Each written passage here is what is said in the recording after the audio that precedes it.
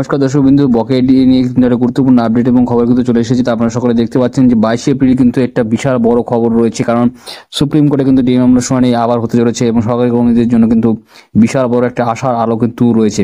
কি আশার আলো রয়েছে সেটা হলো যে সুপ্রিম কোর্টে কিন্তু ডিভিশন বেঞ্চ থেকে কিন্তু নতুন বিচারপতির বেঞ্চ তৈরি করা হয়েছে এবং এখান থেকে মলয় মুখোপাধ্যায় কিন্তু জানিয়েছেন যে এটা কিন্তু শেষ শুনানি হতে পারে এবং এখান থেকে কিন্তু একটা বড়সড় রায় কিন্তু আসতে পারে যে কেন্দ্রীয় হারে যে ডিএ রাজ্য সরকারি কর্মচারীদের দীর্ঘদিনের একটি আশা এবং তাদের যে ন্যায্য দাবি সেটি কিন্তু তাদের এই যে কোর্ট কেস আছে সেখানে কিন্তু তারা তুলে ধরবেন এবং সেখানকার সরকারি আইনজীবী, রাজ্য সরকারি কর্মীদের যে আইনজীবী রয়েছে তারা কিন্তু পুঙ্খানুপুঙ্খভাবে সেদিন এই রায়টি তুলে ধরবেন এবং আশা করা যাচ্ছে যে সেদিন কিন্তু জয় আসবে। এবং ভাস্কর ঘোষ